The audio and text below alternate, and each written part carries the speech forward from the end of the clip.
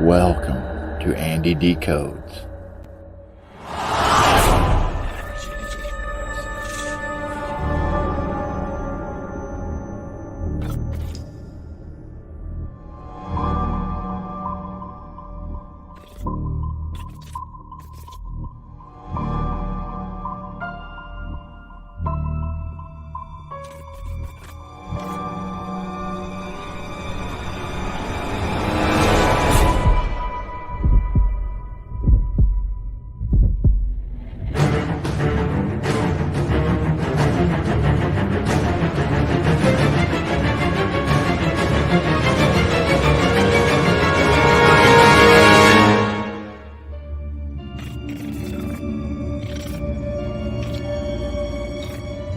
Sit back and enjoy as we dive deeper down into the rabbit hole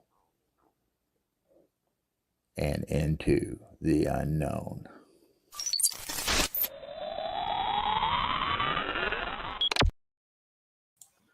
Hello. Sorry, I just had a mad thing go up with the computer. I don't even know what happened. Sorry about it's one of them nights. Right. Ignore all that. Hello, good evening, good morning, good afternoon, wherever you are.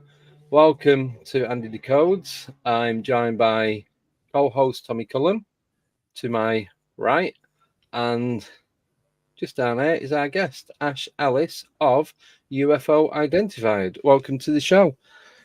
Thank you, Andy. Pleasure to be here. Looking forward to chatting with you both. Yes, it should be good because we did meet, didn't we, up in Manchester? And I think the best thing about that was I'd already booked you on and then met you afterwards. That kind of made it a little bit better. I don't know why. It's just something about it. Then we walked across the lobby and it was like we kind of met eyes, and you were like, "You Ash?" I was like, "Are you Andy?" Gone across the room. That's where it was. Yeah, because you know when you look at someone, you're like, you think you're 100% sure it's them, but then you're like, then you doubt yourself straight away. I look like an idiot. Yeah, but is it? This is if I'm wrong. Yeah. I thought, Joe, if it's not, then so if it, they can come on the show anyway. So yeah, thanks for coming on. So do you want to tell us a little bit about yourself, about UFO Identified, and a bit about the podcast? I try and do it briefly. When you have so much up there, it's kind of hard to kind of give us all the detail if you want. So I started UFO Identified in 2020 during lockdown. Was on furlough for like 18 months during COVID, getting paid to stay at home. So I thought, let's get stuck into the UFO stuff. Been wanting to do it for years. Been interested since I was a kid. I had a sighting when I was 10 years old. Always had that interest. Being on furlough gave me the time to actually do some proper research. So I started UFO Identified because I'm from Manchester and I'm trying to find a local group just to get involved with, kind of do research, go to meetings. I just couldn't find anything. Anything I could find was from like the 90s, early 2000s. There was nothing local at all. So I thought I'd just start it on my own and just do my own thing. Yeah. And then that's grew to, there's a core team of 4 of us, and we have 3 meetings a month across the Northwest. We have the biggest database of current day UFO reports in the UK. We host an annual sellout conference in the Northwest. We investigate reports that come into us, and we do lots of stuff in the media, newspapers and TV stuff. It's just gone massively over the past 3 or 4 years. That's kind of a very brief kind of look at what we do. The main thing we do is the database, is this kind of research investigations that we do.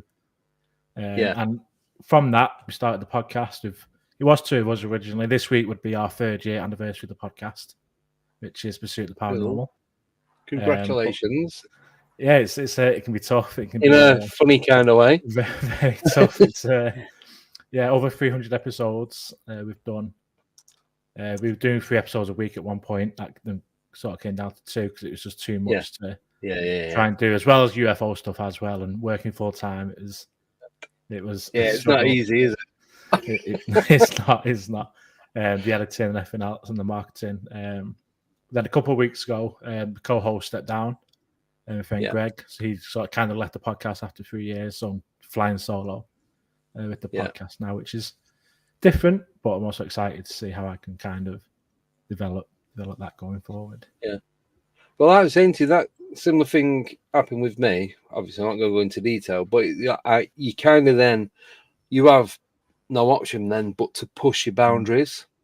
So I'll step out your comfort zone, that extra step again. Yeah. And I think it's definitely worth doing, 100%. Because how well we've done, and kind of, I mean, we've been award nominated, we've had some top guests, like thousands of listeners in every episode, every week, and it's like, do you want to just end it, or like we've worked so hard and built two things. I mean, not massive, but it is still relatively big for us, and it's like, do you want to just end it, or I need to carry this on? We built it, let's just carry it on. Yeah. But the thing is, though, even if it's not big, the amount of work and effort and research and time, even to just do one is massive.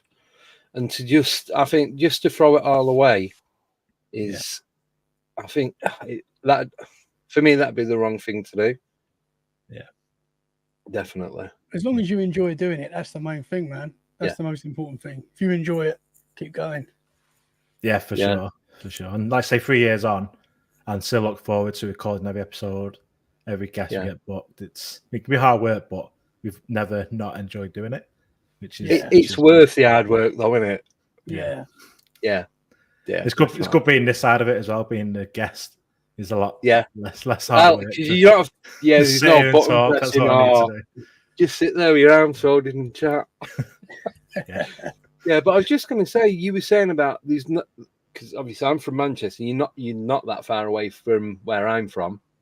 It's only a few miles down the road. And I remember, like in the 90s and that, I was really big into UFOs at the time. And I think there's a UFO magazine that was buying. And I think it don't come out like once every other month. It's like, why can't it come out every week? And there was nothing. And I remember James Stanich on the local radio. He had some guy on, some ufologist. I can't remember the bloke's name. And he had a group going. My mum used to listen to him. So she took his details down, his phone number and that. I give him a call, and I ended up joining this ufology group. But I just never ended up going or doing anything.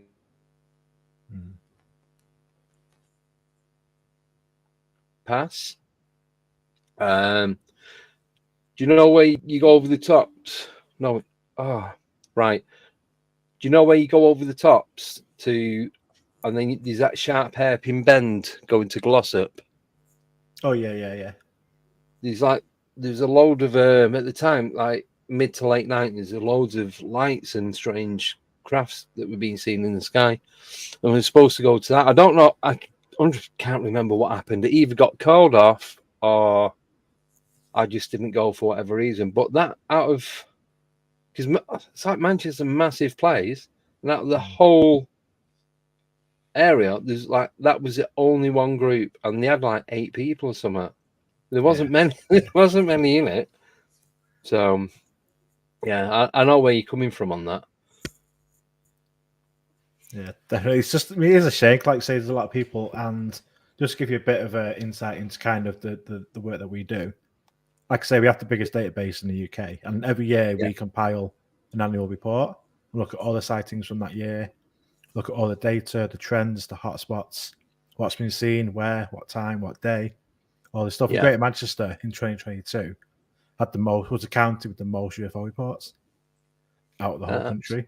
Yeah. So do you just cover Manchester, or do you cover the whole of the UK? So we get reports from all over the UK. We've had hundreds of reports submitted like directly to us. Quite a lot from the northwest, but from all over the UK. And we do get out and investigate as many as we can. The team of 4 of us, like kind of one UFO identified. We do all live in the northwest, Liverpool, Preston, and 2 in Manchester. And we do go out. We go and meet witnesses. We go to where they had the sighting. We do sort of boots on the ground investigations. Just try and figure out what they are. And it's just, I mean, you can do desk investigations. I mean, you have to for a lot of them just because they're from all over the UK. Yeah. But it's just not the same to me as meeting the witness, standing where they were stood. Like there was one from Bolton. We did talking about Bolton again. It's a potential landing case, really interesting one. And we met the witness, and we were stood in their bedroom, looking out the window, stood where they were stood, so we can get a proper idea of what they saw. Yeah, proper visualize what went on. Yeah, he's got Google Earth and stuff, or descriptions, but it's just not the same as being there and getting a proper idea of the environment. And then you can see, could it be this thing that's in the trees or whatever? You get a proper vision of it. So we do get reports from all over, but we can't investigate all of them. But we do get out quite a lot in the Northwest anyway. Yeah. Which is always good. Yeah. Well, I know I've had at least 5 UFO encounters in Manchester, ranging from first one when I was about 8 or 9, maybe 10, all the way up to late 20s, early 30s. So, and a few of my mates have, but they were like, they weren't sure if they'd seen anything or not. It's like, because the part where I'm from, Swinton, before they built the second runway, at the back of where I lived, that was where the planes used to circle when there's waiting to land at Manchester Airport. So there's obviously loads of planes, and not far from Barton, you got all the light aircraft there as well. Yeah. So it is difficult, but I know the ones when you're seeing planes like 20 a day, you know what's a plane and what isn't. Yeah. So it does make a massive difference. Because we had one from Didsbury, obviously not too far from Manchester Airport in Didsbury. No. This witness had lived there for 30 years, and like they knew the flight paths, they knew what the planes looked like, and their sighting was 2 upright triangles. They described them as like Christmas trees. Oh, right, yeah. Usually triangles are sort of like downwards moving. Yeah. But this was like upright triangles. Moving, 2 of them moving across the sky. I know, like, it's 100% not a plane. Like, I'm not far from Manchester Airport, but this wasn't planes. These were 2 Christmas tree triangles moving across, and you expect that they would know what the planes look like. But I know. So I was just going to say, I know loads of people that have seen the orange or the yellow lights. There's no metal or shape to them. It's just like. So it's like a ball of sphere, isn't it? But there's been loads. I know there's loads sighted around Earlham and Cadishead, and like going out towards Warrington, loads around Salford and that, and even over Manchester city centre. So this was back in like early 2000s, like 2002, 2003. It's funny you say Warrington. My sighting, I only had one. When I was 10 years old, my sighting was in Warrington. Oh, was it? Where I used to live when I was a kid. Yeah. And that was a triangle. That was 1997. And it was just a typical 3 white lights and a one in each corner. And about 6, 7 of us all just saw it, just clear as day triangle, just right across the sky. Yeah. Adults were like, that's not a plane, don't know what that is. And then that was the moment when I was like, okay, we don't know what that was. And then they all went back to playing football or whatever they were doing. And I was like, wondering what that was. And then 26 years later, I'm still trying to figure out what that was, what I saw. Yeah. How big was that? It was probably about the size of about a 50p, like at arse length. It was quite, not big, but quite big. And it like the sky was darker behind it. Well, when it sort of travelled. So you could tell it looked like it was a physical craft. And you could clearly see it just straight across the sky. And I never forgot that for 20 odd years. That kicked off the whole interest, really. Yeah. Can you ask whereabouts in Warrington? It's Callans. Kind of near Gemini. Oh, yeah. That way, like near the IKEA and stuff. Yeah, I was going to say near the like business park side of it. Yeah. Cool. No, it's like when you said like 98.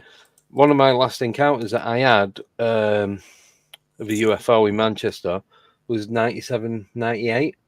And that was the one where I seen is just a silver ball in the sky, shot across, did like a blue streak, then it all lit up red. The sky opened up, it went through, and it all closed behind it. Wow! So I was coming from Bolton on the spur on the East Lancs, going towards Swinton and going into town, And as you're coming round the bend, just before you get to Ardley Industrial Estate, it was just there. I had to pull over on the hard shoulder. I thought I was going to throw up everywhere. Wow. Because you can't believe what you've just seen. Yeah. Oh, it lasted a few seconds. I'm sweating and everything. It's like pure clear sky and everything. Blue sky. It was a Friday afternoon. I'll never forget it. That's mad. Amazing, It just man. did that. I'm like, oh, you don't know. Even though I seen it, I still don't know what happened. What really happened. Yeah. So, yeah. It's a cool thing to see, man. You saying when you was 10 and all your friends went back to playing football, I had a similar sort of experience when I saw a UFO, and I was about 14. And it was during the day, and we all stopped what we was doing because we noticed that there was what looked like a building in the sky, basically, and it was right in the distance, but we could see it, and it was like an orangey silver color, and we was watching it for 5 minutes, 10 minutes, whatever it was, and then we just all went back to playing football. And when I think now, I'm like, what? Why? Well, Yeah. I can't believe we left it. But do you not think? See, this is the question, I think, and I've asked a lot of people, and people have asked me, not just on UFOs, but cryptids, anything paranormal or eye strangeness. Yeah, do you think that we're given a message to like go back, carry on doing what you're doing, ignore what's going on here, and then and then it's afterwards you think, shit, I should have stayed. I should have found out more about what was really going on. Yeah, possibly, man. Yeah, it could be, or it could be your brain not able to kind of like say not seeing something like function. a portal or building in the sky to like think, okay, let's ignore that for a minute. Let's just do something normal. Let's try and process it like in the background, maybe. Yeah, well, it's like when I seen that and I pulled up because I thought I was going to throw up and I went all shaky and what have you. It's like your body's way. Yeah, I suppose it is your body's way of going. Whatever happened, we don't understand, so just carry on doing what you normally do. That's easy. That's the easy path, isn't it? Really. Have I told you when I took a picture of what I think could have been a UFO, and I freaked out and deleted the picture? Have I ever told you that? No. So what is up with you? I don't know, man. It bugs me to this day. Just reach up and slap him. It still bugs me. But the thing is, the picture didn't prove anything. Right, so I was in, Centre Parks in Norfolk. I was in Alvden. Yeah, that's it. Yeah. Yeah. And I was taking a picture. I like taking pictures of trees and stuff. And I was taking a picture of the trees. And as I was taking it, something shot up into the sky, super quick. And I was like, oh, what was that? I wonder if I've caught that in my phone. And I've looked, and I didn't catch it in the actual picture, but on iPhone you can press the picture down, and it plays like a little video. Oh yeah, you get live photo, don't you? Yeah. So in that video, in the live photo, I caught whatever it was just shot up, and it was like you can't make out what it is. It's literally so quick, like just. Do you have iCloud or Google Photos? Well, I do, yeah. I don't know if I did then, but what I just, when I was looking at the picture, I just got this bad feeling, and I was like, I feel like I shouldn't have this. It's really weird, man, because I love UFOs and everything paranormal, but I was like, I feel like I've got, and I deleted it because I had this horrible feeling, and then I deleted it from my recently deleted. Oh, so you emptied the recycle bin. And I was like, why have I done that? Would you, really weird, do you reckon it'd be worth checking your photo cloud and see if there's anything in there? Yeah, I could try, man, but this was a few years ago now. This is going back, so it's probably long gone. But I mean, even if I showed you the picture, it doesn't prove anything. It's just literally just a quick flash. But for some reason, it gave me a bad vibe, and I deleted it. Really weird, man. That's mad. He's just never delete it. You should just sleep with the demons and keep all your photos. It still bugs me now that I deleted it. I don't know what I was. But just honestly, at the moment I took it and I had it, I was like, I've got to get rid of this. Yeah. No, but that's the thing, though. If you like, I've always said this, and I shall know as well. When you're out investigating, regardless of what it is you're looking for or what you're encountering, when you get that gut feeling, it's you know what you need to do. Yeah, it's literally go onwards. Get out there pretty rapid, in it. 9 times out of 10. Listen to your gut. Yeah, for sure. Yeah. So so just dipping out of the UFO thing. So when you go out investigating, because you do paranormal stuff as well, don't you? Yeah. Because you was down at, was it Delamere Forest not so long ago? Yes, Delamere Forest in Chester. Because I asked you where it was, and you said it actually says above it Delamere Forest. I just didn't read what it said. But when you go out investigating, when you get that feeling, do you think, do you know what, I'm going to stay? Or do you think, nah, that's a warning and I don't want to wait for the second one because it might not be as polite?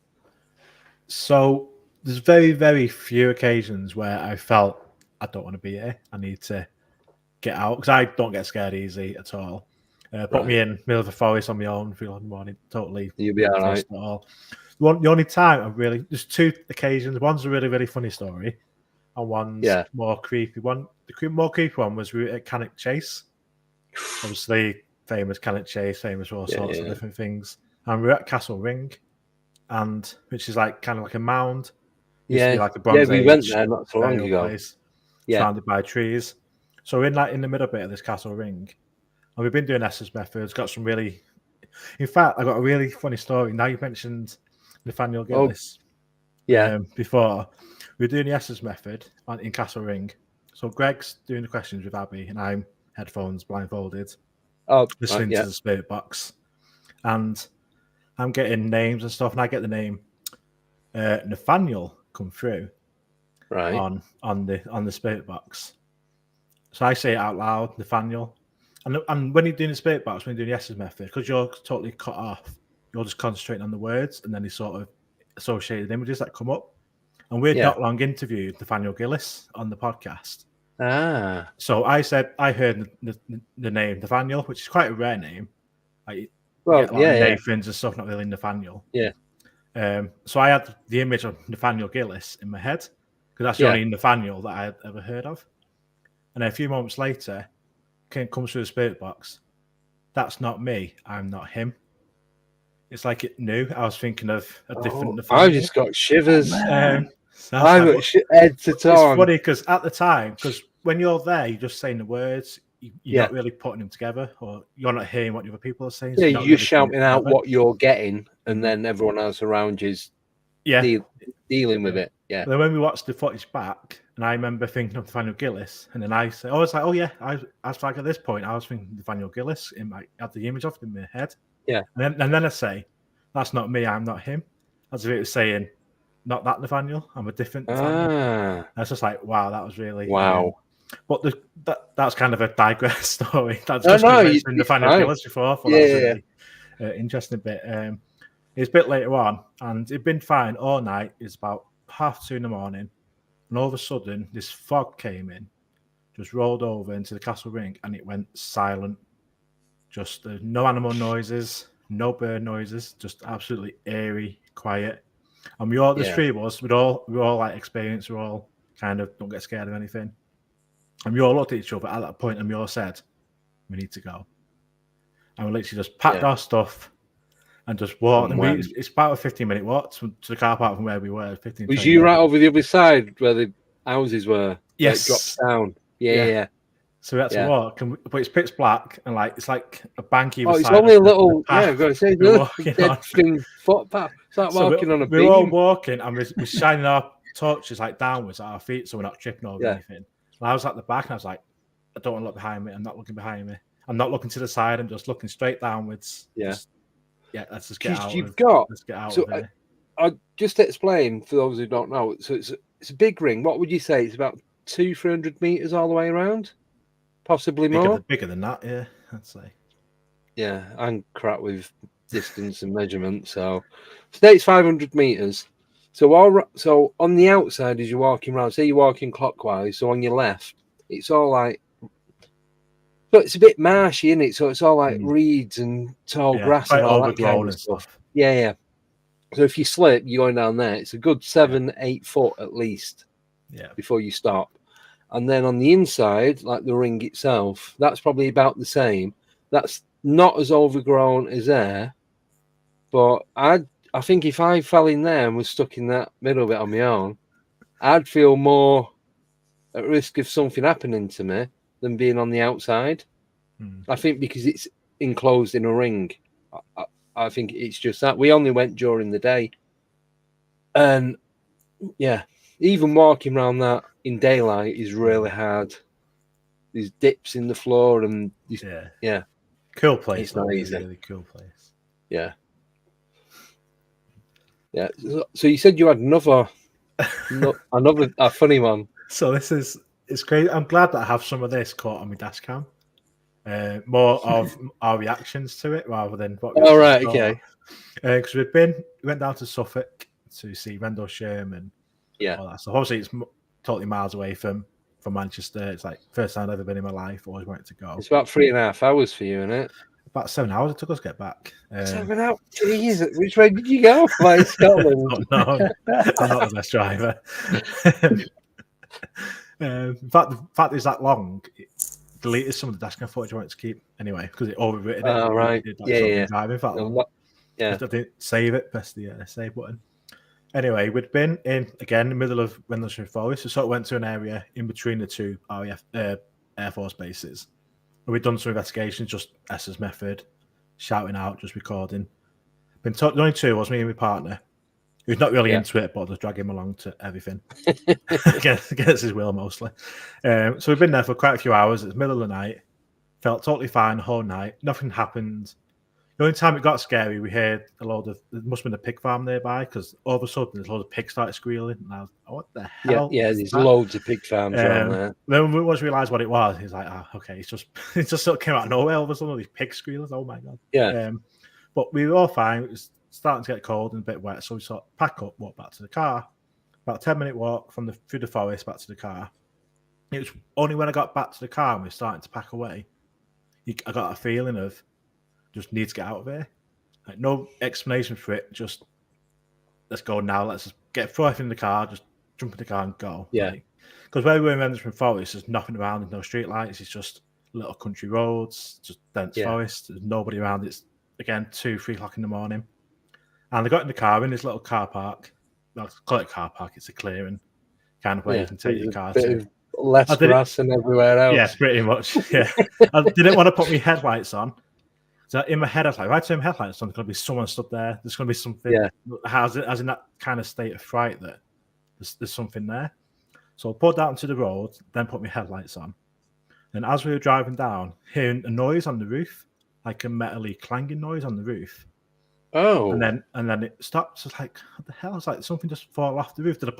I've left some of my equipment on the roof and it's sort of bounced off and gone on the floor. Yeah. So I thought, I better turn around because in case it is something that I need. It's black at night, no other cars, small country road. So I turn around, drive really slowly, get out of the car, torches.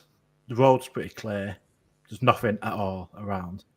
Get back in the car. I have to drive the wrong way, a couple 100 meters to find another turning to turn around. Yeah. Come back and got to the point where I thought it fell off. Thought it was around here, so headlights on, full beam, nothing. Thought, let's just leave it. We need to get out of here. So I got that feeling of we need to get out of here. There's something telling me, like pure dread, to get out of here. I was thinking maybe that noise was trying to get us to stop for some reason. I thought it made me stop, and I did stop. And I got that feeling of let's go. I thought it's something trying to make us stop. We'll carry on driving down the road. This is where it sounds crazy, and I'm glad I've got the footage on dashcam of this. I don't have the footage of what we saw, but our reactions afterwards. It literally just cuts off. The video starts as we're reacting to it. Yeah. In the middle of the road at 3 o'clock, in Rendlesham Forest, there was a Chihuahua. What? Clear as day, little Chihuahua dog just stood in the middle of the road. So I start slowing down, thinking, there's a Chihuahua. And it runs off to the side of the road. He's just stood at the side of the road. So I'm like really slowing down. And my partner's like, why is there a Chihuahua in the road? I'm like, I don't know why there's a Chihuahua in the road. Oh my God. And 99.9% of the time, I would stop. I'm a dog lover. It's obviously not meant to be here. Like, no houses. I mean, there's a couple of farms, place. Nothing much there. I was like, I would stop 100% of the time and try and help look for a taxi, chips, anything, try and help this little Chihuahua. But that feeling of something wants to make me stop took me over. I was like, I'm not stopping. Wow. I am just driving out of it. It's pitch black. this is not normal. If it's like a farm dog or something, maybe it'd be a little bit of a but a Chihuahua. But a Chihuahua. And like you said, Rendlesham, there's nothing nearby. You got Woodbridge and what's the other one? I can never remember the name of the other one. God, Woodbridge. Someone will put it in the chat. It's all right. Rendlesham. Is there any other reports of the Chihuahua? Have you heard that? Anyone else see it? No. Mad. So we carried on driving, and we could hear us on the sat nav like, why would there be a Chihuahua, like, and all this stuff. Yeah. But we're still like, what the hell? But I'm like, I'm not stopping. I need to get out of here. Go down the road, another probably 30, 40 seconds, and all of a sudden, probably about a minute later, all of a sudden, they start jumping across the road right in front of the car, like loads of them. So literally feel like I'm on. So I crapped myself initially, like what's happening? And then there's these days just jumping across the road between the two forests on either side. And again, 99% of the time, I'm a city boy, don't see stuff like this in nature. I would just stop and just watch it. Like, it's the family of there. Let's just enjoy the scene. But again, I was like, something wants us to stop, and I don't want to stop. So just foot down, maneuvered in between these days, and just got out of there. And I have that on dash cam where the footage of days jumping in front of the car and us going, I'm not stopping. And then I'm not even. I just get to the campsite and a glamping site we were staying at, and just back. And that was just so weird. Like, nothing happened all night, all week we were there. Nothing happened. We're doing stuff every night, sky watching, all sorts. Nothing happened until this final night, this last sort of drive back to the campsite, and just these 3 different things that made me think something wants to make me stop. Yeah. It's putting things in front of me that I would 100% of the time stop for. But I was like, no, I need to just get out of this situation and get out of this forest. So do you think whatever it was reading your thoughts, it knew it knows how you are as a person? Potentially, so it's putting things there. Yeah, that's like, we need to stop him. Yeah, like the first one was like I thought I'd left something on the roof of the car, and I knew I'd have to go back and make sure I've not left the camera or something, or some equipment. And then the Chihuahua, and then family done. This all happened within 5-minute period. So I was like, what is happening? I'm not stopped. It was just so. And I'm I'm more UFO guy, not a paranormal guy. Yeah. And I'm quite skeptical. But this was just it's just absolutely surreal. Like 5 minutes. Have you spoke to anyone about it from around the area? No. Only. Do you want to? You guys? Yeah. I mean, right, because I know 2 people that'd be really good to talk to. There's Alex Lovelock, who does the lounge on Sunday at 7:00. That's who I went when I went to Rendlesham in the summer. That's who I met up with, and he showed me the real UFO site and not the one that everyone gets told. And then he's one of his mates. It's Elaine who does his modding. Her brother Derek Savory. They've just done some filming down there. Was it ITV? Did he say, Tommy? It's one of the TV channels anyway. They've just done some filming, but they go down there all the time for like the last 30, 40 years. They're always going down there. So I'm going to be speaking to Alex this week. So if you want me to. I mean, information on, see what he says. I mean, definitely. I've not really talked to anyone kind of properly about it. I mean, I talked it like on podcasts. It's a funny story. It's like it's funny, but I'm glad it weren't me. No way. It's mad because you put yourself in scary situations all the time, and then for you to have that feeling like I've got to get out of here, and then to see those random things as well. Man, it's weird. Even you can think back about it. It makes you laugh, but you also think, like, I believe there was something not normal happening in that period, in that part of the forest. And I'd love to go back. Not been back since that was 2.5 years ago. I'd love to go back and go on that bit of stretch of road again and just see. Does anyone have a Chihuahua that lives around there? You know what I mean? Or anything. I know you get a lot of people dog walking, and I know a couple of people that do take the dogs in there at night, but these would be like Alsatians and Labradors. Do you know what I mean? They're not. Yeah. You take it. You take a Chihuahua into the middle of a Rendlesham forest at 3 in the morning and then let it go. Can you imagine the Chihuahua? It's like, oh, there's someone here to help me. Then you just gone. Nope. No. So did the Chihuahua stop and watch as you drove past? It was in the middle of the road. So I saw it with the headlights. I thought, what's that? I was like, it's a Chihuahua. And then it just walked off to the side road and stopped at the side road. I drove past and I didn't ever stop. I just really, really slow. Just like looked at him, drove past, like, I'm not stopping. Wow. But the dash cam footage of us afterwards is just funny because we're just like arguing over this Chihuahua in the road. It's oh my God. But the bit that is annoying, I think I could be drove home the next day, was like literally because it records in like 3-minute batches, the dash cam. Yeah. And the 3 minutes before it would have had the Chihuahua on it.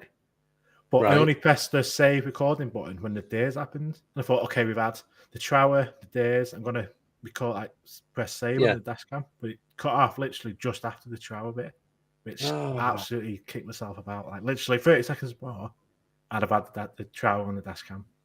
And it's so at least you didn't have it and delete it. Yeah, who would do that? That would be ridiculous. I know.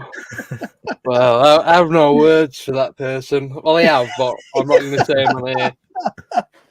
You got to listen to your gut, man. You got to listen to your gut. Yeah, I know.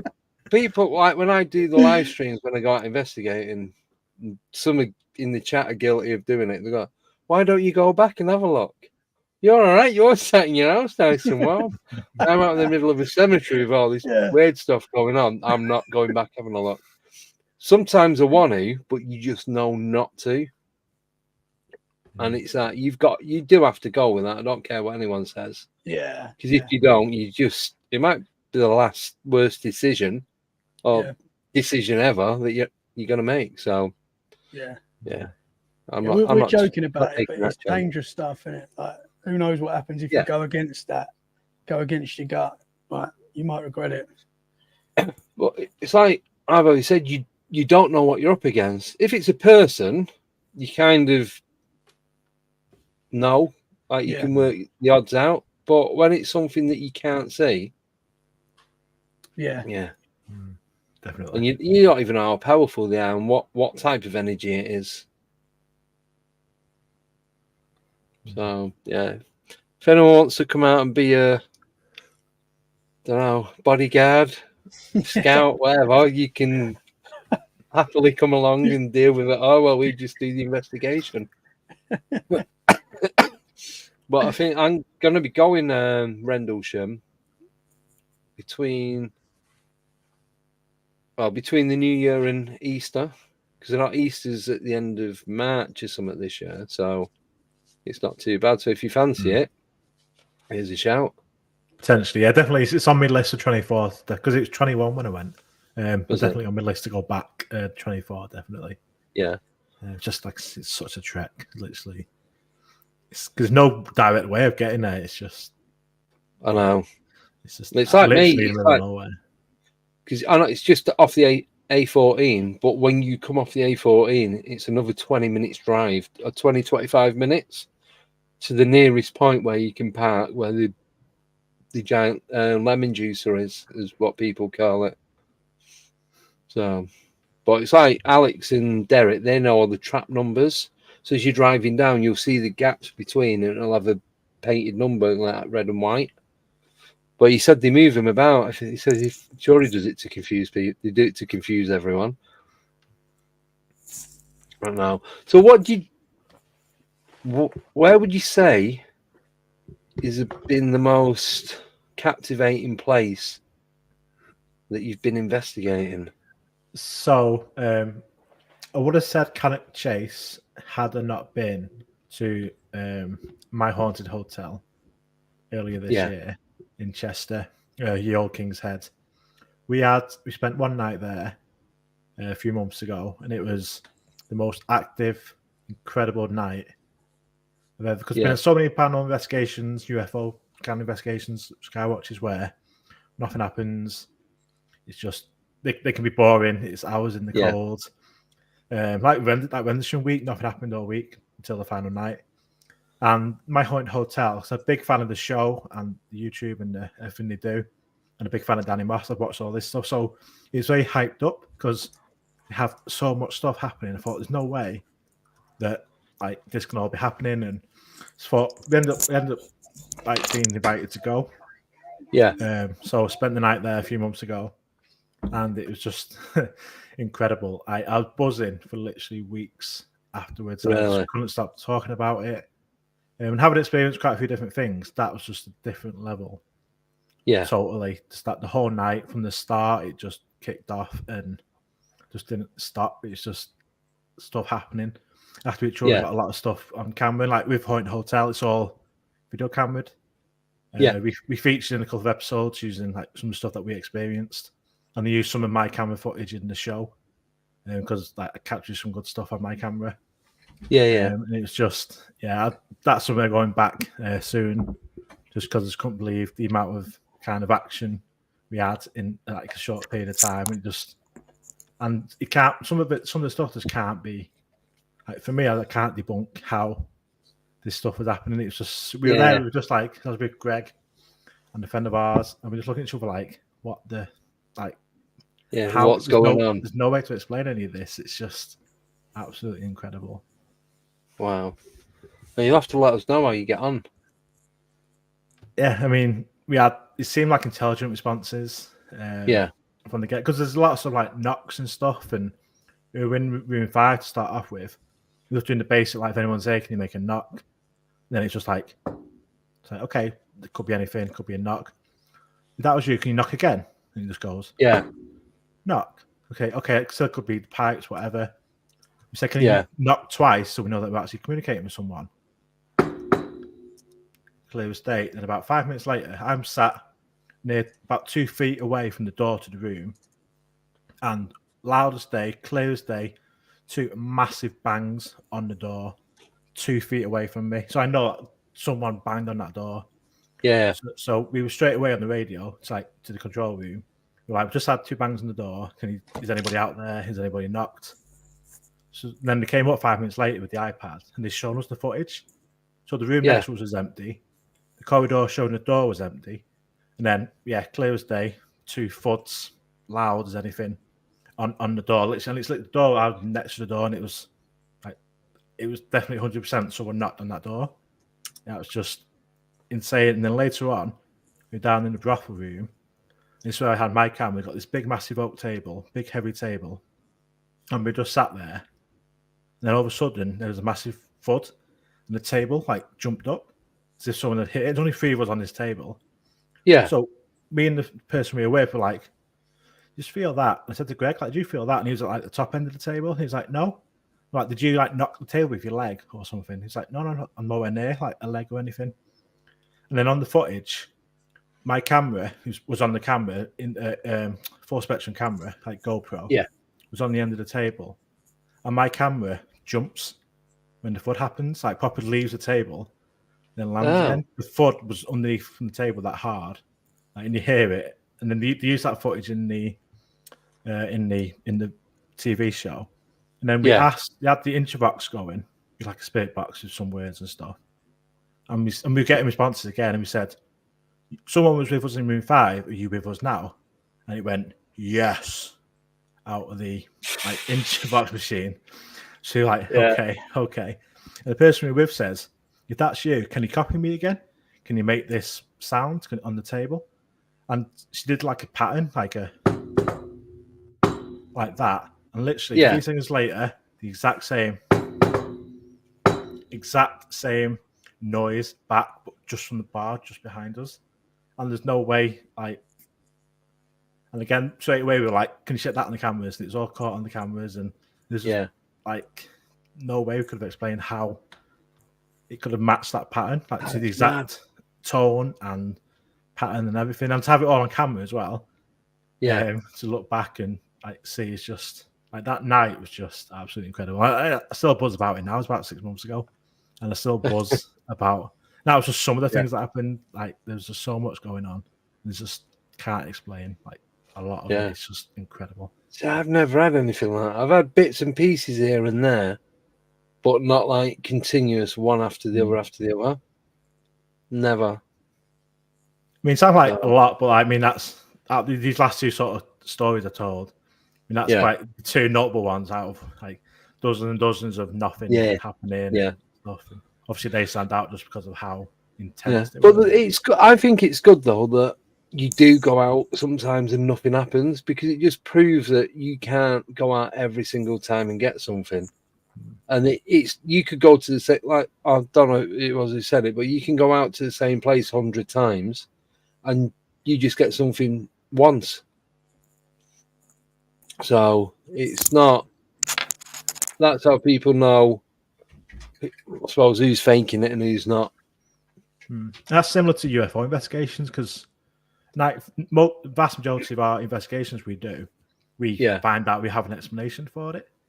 And we publish them, like investigations and articles, as much as we do the ones we don't know what they are. Because if every single investigation we did, this is a genuine, we don't know what it is, you think like not all of them can be. Whereas 9 out of 10, we do the investigation, we put the report up on the website, and it's we believe it was this, it was this, it was that. It's not unexplained. So there's a couple that we have got that are where we say we don't know what this is. I think that like sort of has a bit more credence to it, because if every single one we did, we say, oh yeah, this is a genuine UFO. And it's going to think, everything you see, you think it's a UFO. Whereas we do identify 90% of the investigations that we do. It's just part of it, part of the job, really. Yeah. So do you use like flight radar and that, so you can see what's up in the sky? Yeah, there's tons of apps we use: flight radar, satellite apps, the planet apps, balloon, like high altitude balloon apps, meteor tracking apps. There's so many different kind of ones. And like, even if we don't think it's any of them, we just kind of have like a checklist where we just check it off. Even though we think that's, we don't think it's this, but let's just check it off anyway. We can just say we've done a thorough kind of job on it. Yeah, it would be good if everything you seen was something what it shouldn't be, wouldn't it? It'd be great, but unfortunately, it's not. And what does he say? So like 2% of everything you see can't be explained. So, but it's a big 2%. So a lot of the reports we get, because they give them like a triage, I'll have a quick read of it, and a lot of time I can be like, yeah, that's this or that's that. That you'd have to do anything further. I still will. I still always document everything. So when I go back to the person that's reported, because there's so many places you can report a UFO to. And I appreciate people reporting to us, so make sure I do a thorough. Appreciate that they've chosen us to report it to. Obviously, we're small compared to MUFON or NUFOC or some of the other UFO groups in the UK. So to just kind of, they've chosen us. We had hundreds of reports submitted directly to us, and I'm just so appreciative of people choosing us and make sure we do a full job. And we always say, even if I 100% know that is, say, Starlink or whatever, or the ISS, I'll always put, we believe it's highly likely that this is this, and then this is why. I can show screenshots of where the ISS was at that time and all that type of stuff. And sometimes I still don't accept it. Some people just, like, they've had UFO sight and they don't want to accept that it's not a UFO. They don't want to accept that it's just a satellite or whatever.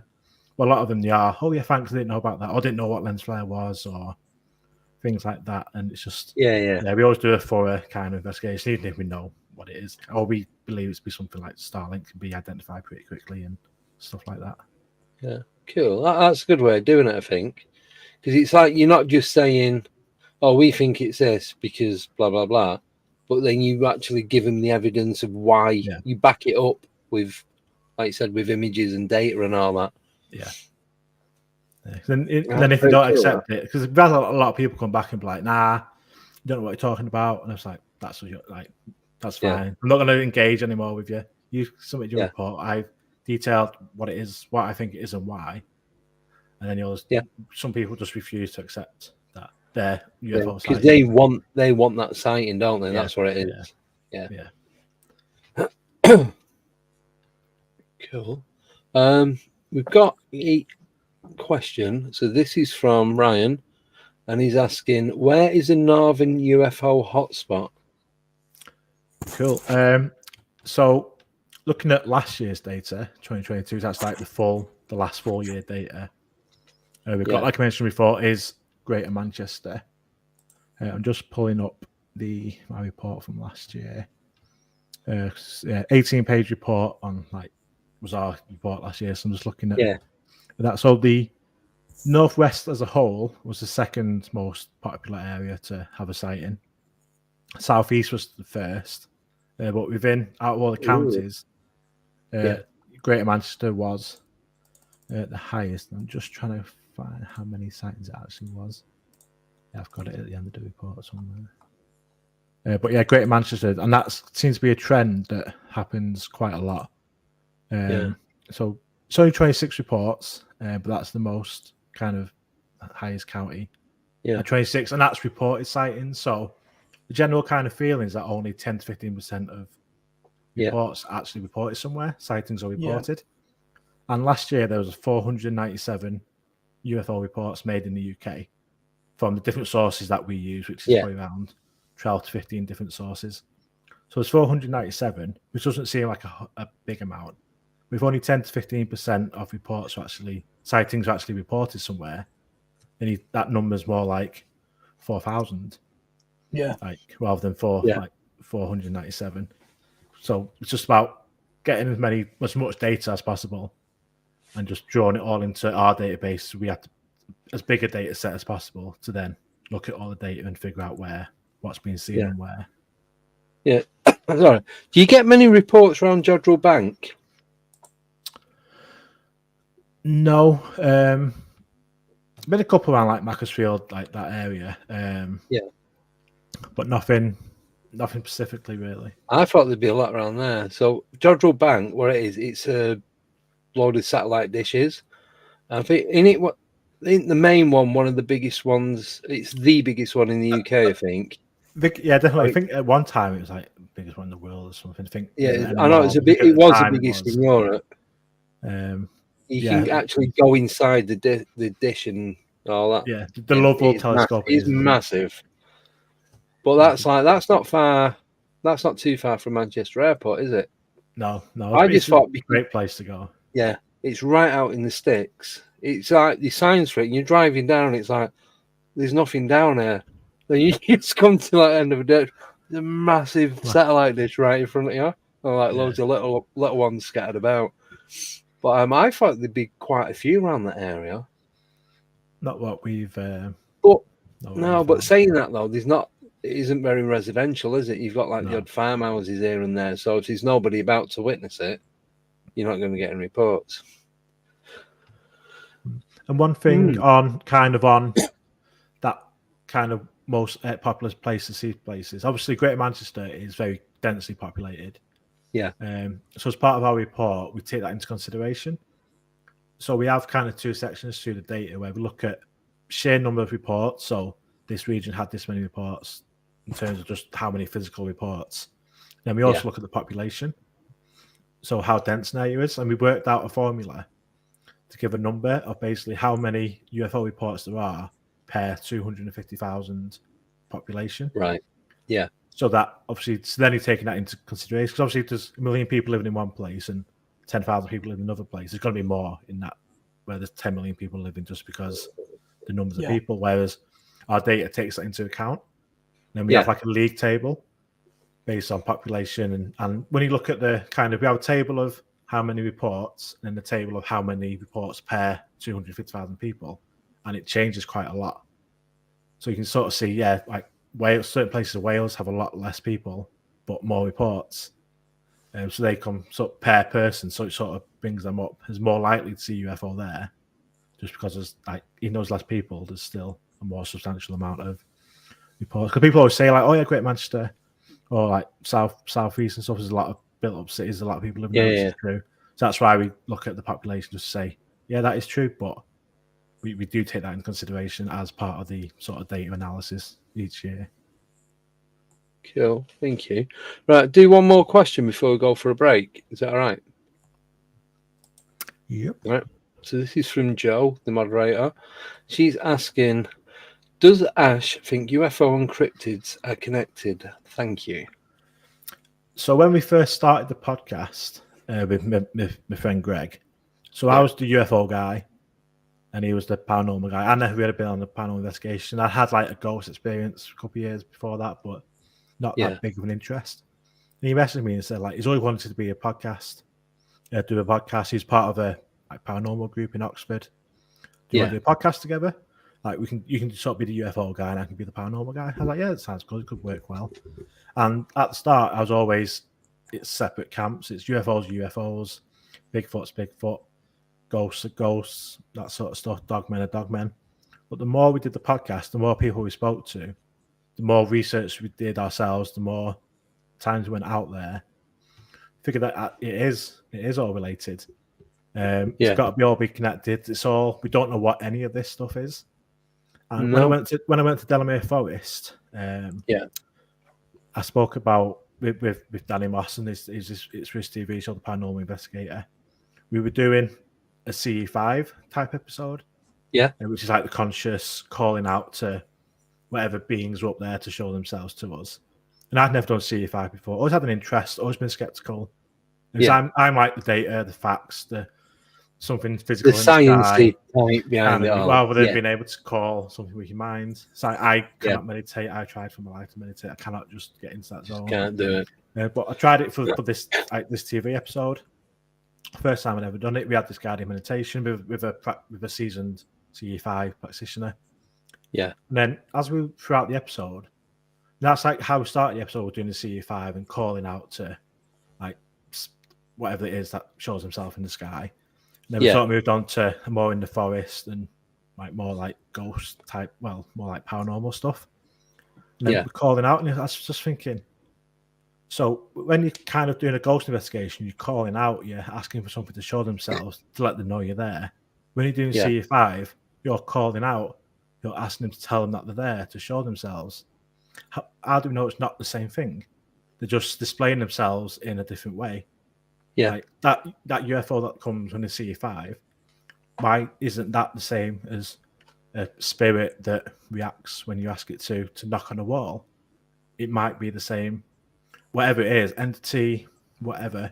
We're just asking it to show itself in a different way, but it is the same, whatever, showing itself. And so it's kind of my sort of opinions on it has gone from these are all completely separate to actually no reason why it can't be the exact same thing, or at least related to each other. Yeah. So I believe it's all connected, but same, I don't know how. It just don't know. Does it all come from the same place, or does it come from different places, but they kind of meet in the middle of something? I don't know. Ain't got a clue. That's the excitement of it. That's what makes it so intriguing. It's just trying to figure out these threads and these connections to each other. But do you think, I've asked this to a few different guests, do you think though, once we say we was to find out what the connection was, do you think then that's it? We're just gonna, oh right, we know what it is now. What do we do? I'm going to answer this on a bit of a more UFO side, because I gave a talk in Wales a couple of months ago. Yeah. And we did a section on kind of all the developments in the USA and the latest kind of disclosure stuff. And one of the questions at the end from one of the audience was, what do you think disclosure is and what do you think happens next? Like, this is kind of a similar kind of thing. Like, once we know what it is, what's the next thing? And the answer I gave was, at this point, I don't think it matters what disclosure is. So these people are still having experiences. People have traumatic experiences. People have PTSD after having these experiences. Yeah. But what we try and do here at Ufoidentified is we give people a place where they can go, get support, talk to other people. So we started our meetings, and we've had people that come to our meetings, and they come for a couple of months, they're a bit quiet, and they want to get more confidence, they then tell their story. And they come to us afterwards, and they're like, that's the first time I told anybody my story in 30 years. I'd never had the confidence to tell someone. I've kept that inside, bottled that up for 30 years, but you've been able to give me that space to actually say it out loud. And I know I'm not going to be thought I'm crazy.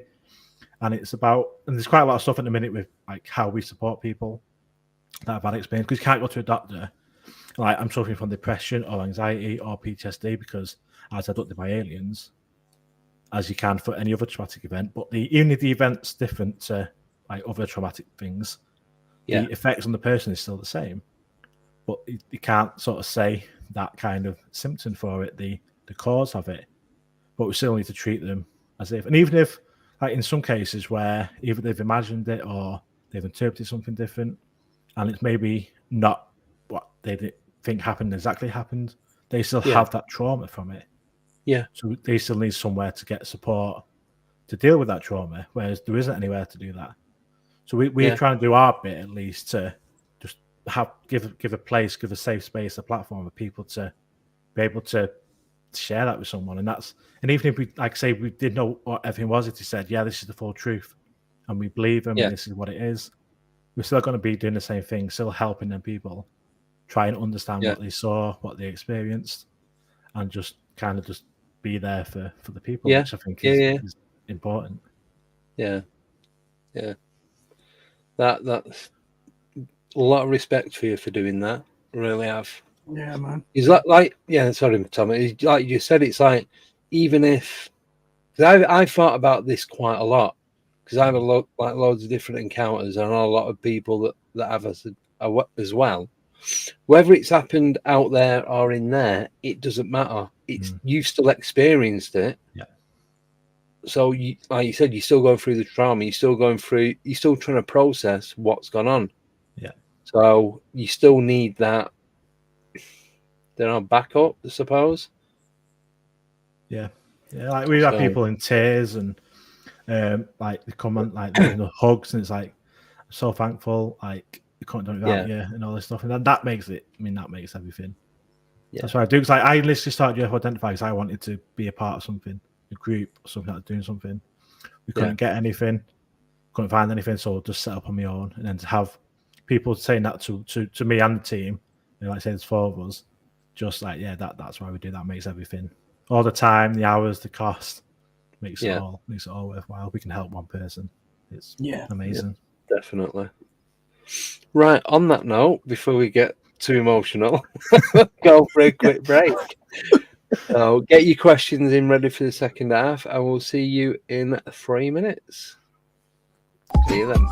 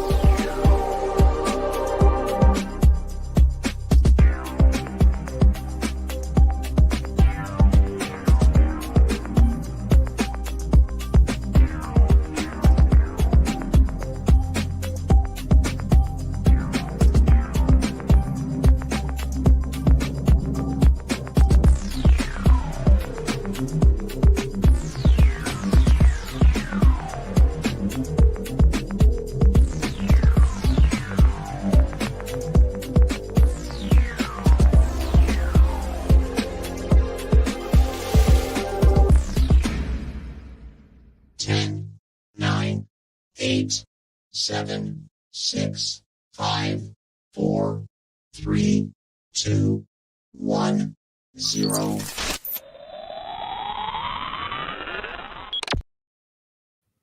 Hello, welcome back. Evening. Glad you're still with us. We've been messing with the lights. For some reason, I think my face was like really pink. I've made Oh, mine's green. I light think a it's little bit. off Tommy's shirt. It's got to be. That glow, isn't it? I've got a ring like that, and it's on like bright white. And the teeth look green. Look. It's not a good sign, is it? I won't wear green anymore. Yeah, like that. No, it's all good. We're all having issues tonight. Oh, And I apologise when I had to sneak out. My boy woke up and ran yeah, upstairs. I guess that. It's cool. Yeah. No worries. Fine. Right. Got a few more questions for you. Mhm. I'm not doing them in any order. So this is from Sober Carper. So he's one of the guys who we meet up with it and we go to not Rendlesham, Cannock. Awesome. So sorry. So his question is: fair play, Ash, for your approach to people regarding the phenomena. My question is, have you ever had anyone take advantage of your approach and been full of it?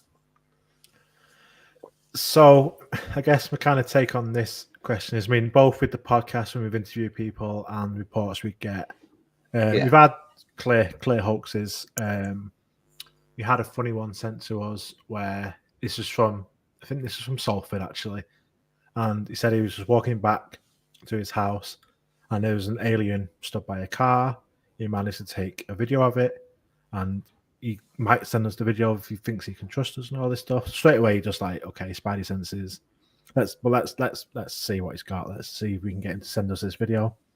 And the video he sent us in the end was a 3-second clip, and it was an extreme close-up of a grey alien, clearly like Microsoft Paint or something. And it's like, yeah, let's just not entertain this guy anymore. So that's kind of more of a jokey one, where it's clearly like this guy. He must have been literally stood a foot away from him to get this close-up of a video of this alien that he'd seen in a car park in Salford. But like, we interview people, and the approach we've always took is we weren't there. We didn't experience it. So kind of who are we to judge if I think someone's lying? I might have kind of thoughts and like in the back of thinking, okay, so my opinion is I think this guy's full of it. Or there's no way of that. But like when we give a platform to people, especially on the podcast, let them tell their story. We don't make judgments on it.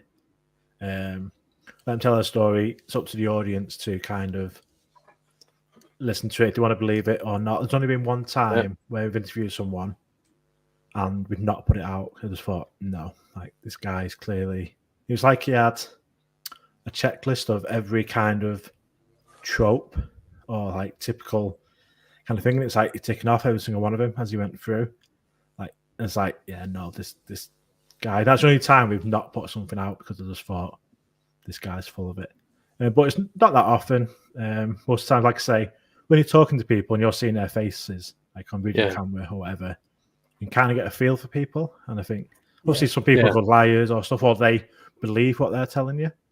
And that's what it comes across like they're being genuine. But yeah, like I say, we don't judge, and it's kind of just let you tell your story. I'm going to keep most of the time I keep my opinions about it to myself and just let other people make that decision. But generally, on the whole, not that many really. Like I say, I like to just get along with most people. Yeah. Cool. Thank you. Tommy, do you want to read the next question? I'll pop it up. Yeah, I'll read it. There you go. Does Ash get any reports from Southampton, Hampshire? So Southeast is it was the most number of reports last year in 2022. The Southeast, which like sort of Southampton, Hampshire falls under. And I saw this question, so I did kind of bring up my database and have a quick look in the Southeast, because we have our database, like they have the whole of the UK, and then you can go by region. So Northwest, Southeast, London, Northeast, whatever, and look at sightings from like that region. So just looking, we do get quite a few from Hampshire and Southampton. So there's like this one here. It's this. Wait, it's on this one's quite. I thought it's quite a funny way people describe things. We get so many different descriptions of how people see it, how they try and like sort of describe it to other people. And this one, just find it. So this was from Portsmouth on November 16th, 2022.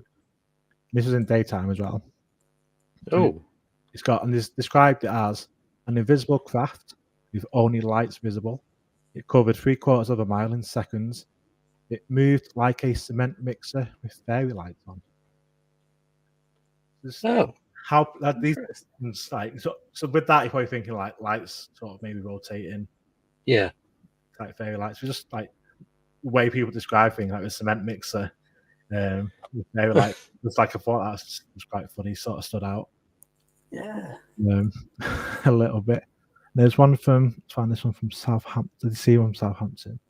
This one was a boomerang shaped, large white boomerang shape, just hovered above Southampton. That was in August 2022. So we do get quite a lot from kind of that area. Another one from Southampton, again, August the 8th, 2022. That was, lost it now. Oh, yeah, 2 round ended cylinders banded with different colours along the object, flying very close to each other. As with our database, we have kind of like a brief description. So we have date, location, kind of brief description, one or two sentence description, and then shape, what the source is, where it came from, how long it was seen for, and any evidence, pictures, videos, sketches, whatever. So that's a couple that I've just quickly found from UFO Identified, they call it UK databases on there. And you can kind of just like say go to the southeast, look up Hampshire, there's one for each year, base for each year, and then see what's been seen in your area. And there's a map actually. If you Google Daily Mirror UFO map, we worked with the Daily Mirror quite a lot this year, and they put together a big exclusive interactive map. So you put your postcode in, and it's based off our database. Put your postcode in, and it basically go to your area, and then it has like little UFO source, and you click on it, it has like details of sightings around your postcode. And you just like zoom out and see more sightings and stuff. So that was a really good thing from the Mirror. Actually, they worked well with them. They've been really good. Cool. Thank you for that. So I got a couple more. Well, I've got loads of questions now. So this is from Ryan again. He's asking, has Ash ever investigated Sherwood Forest? No, I would love to. I've done Delamere. One in I've always been Witness. It's weird. Cannock, Rendlesham. I've been up to North Yorkshire Moors as well, but not Sherwood. But definitely, I love outside investigations. There's something about it. I mean, there's a lot of noises. There's a lot of wildlife. You have to discount a lot of stuff you like sort of hear and see just because it's wildlife. But just being out there is just, just a little love being outside investigations. There's something about being. No, I love it as well. Yeah, you can't beat it, can you? No, it is good. It's better when the weather's nice as well. Not absolutely chucking it down, but you can't have everything. We got soaked when we went Cannock. Absolutely soaked. We had to break twice just to go to a pub and just dry off because it was that torrential rain. Yeah. But thankfully, at the night time, it sort of eased off and we were able to go to Castle Ring. And we did it the other way around. We went to the pub first and got soaked. And it was just like, we just couldn't do it. We couldn't because I was using the iPad and that for filming. And we had the tarp over the top of us and it was just battering it down. There's me, Simon, and Sober. And so we did a quick test on like the recording. And you could hear what we were saying, but it was really muffled because of the sound of the rain. It's like it's just no point sitting here. So it's crap, but it just happens, doesn't it? Yeah, it's a shame. People like trying to get everyone together the same date, and then you get washed out. It's just it's a pain. Yeah, we did have activity. Can I just tell you quickly about something that happened? It was similar to what happened with you at Rendlesham. So we was parked up. No, weren't far from the tower. Did you say the tower? Chihuahua. Oh no. Well, it could have been a Chihuahua. But we were parked up near Brockton. Joey, you go in and you've got all the little bays for parking. at Cannock. So we was like, we'd parked up. There's 3 cars.